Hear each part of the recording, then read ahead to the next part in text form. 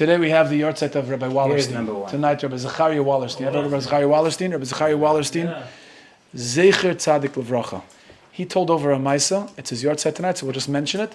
He said that once he was in LA, and he was speaking somewhere, and in the back you had a guy with a Harley Davidson, a motorcycle, parked outside, tattoos all over his body, sitting and listening to his speech, and he's wondering, like, what's he doing here? And so after the speech, he goes over to him, and the guy says, "Rebbe, you don't remember me?"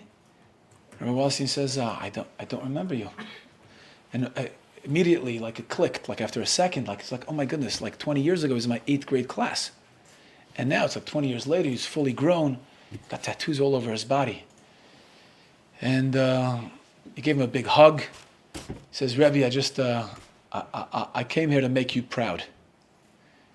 I want to show you something." And he's like, Mama's covered in tattoos, and he pulls up his sleeve.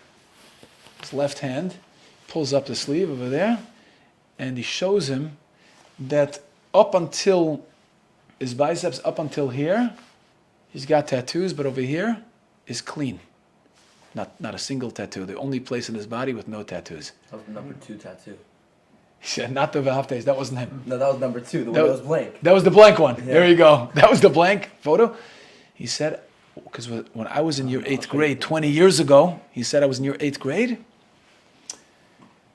My parents were struggling. I was having bar mitzvah. They couldn't afford a pair of tefillin for me. And you raised the money and you got me a pair of tefillin. And that was a gift from you, Rebbe. And when you gave it to me, you told me, he said, "I'm giving this as a gift. Make sure to put it on every day."